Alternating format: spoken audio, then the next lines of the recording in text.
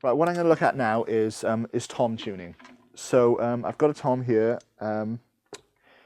basically the same principle as the snare. If you can start off without the top head on, that's great. It's actually easier than the snare because you've got no snares on the bottom. So I'll start off with just trying to get an even tuning on the bottom here, same as we did with the snare.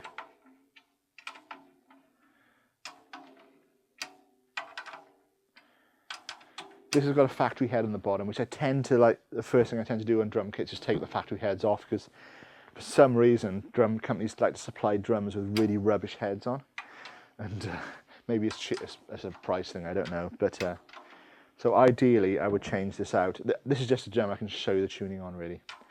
These have all got replaced heads on. So I'm just going to get, again with toms, I like to have the bottom head slightly higher in pitch than the top head.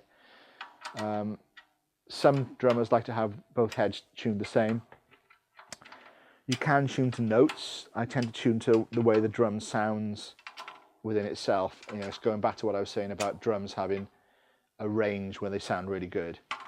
You know, you can tune a drum too high or too low outside of its range. So I tend to hit the drum, see what feels good, and go from that point here. I mean, this is quite interesting because I've never tuned this particular drum up before. I just got it as an extra drum for a session I'm doing next week, where the drummer wants to use 3 toms. So this could be interesting. Again, try and get an even pitch around the drum.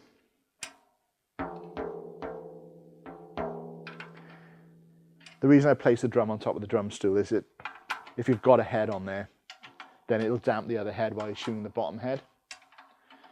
So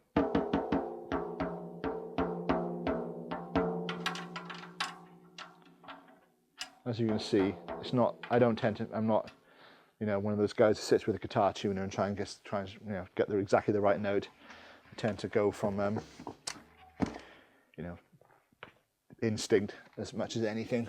But you know, a lot of that is just tuning drum kits for years and years and years. But you know, you certainly get a feel, especially when this is my drum kit, so you get a good feel for how that kit sounds. So this is again a double ply head, the same as these. Even though these are Remos on here, this is an Evans one again, but it's the same thickness as these two, and it's also coated. I tend to like the coated heads. I just think they just sound a little better. I don't know why. Maybe it's just traditionalist in me, but I just like the coated heads on drums. I think they just sound a little bit crisper. Always line up the badges. I've made people re-head drum kits before now because the badges aren't lined up, but that's just obsessive compulsive disorder. It doesn't make the sound any better. It just looks real nice when the kit's, you know. I think one of the things a lot of drummers start off, reason they get into drums because it looks kind of cool. That's certainly why I did. It was all shiny and sparkly, and I think all drummers were magpies in former lives. But or they used to build dens with cardboard boxes and sort of hide in them when they were kids. And it's just like a way of having your own den really at the back of the stage. So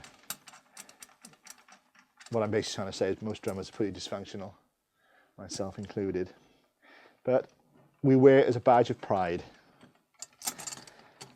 All right, so I'm just gonna again just tighten this, finger tighten everything around.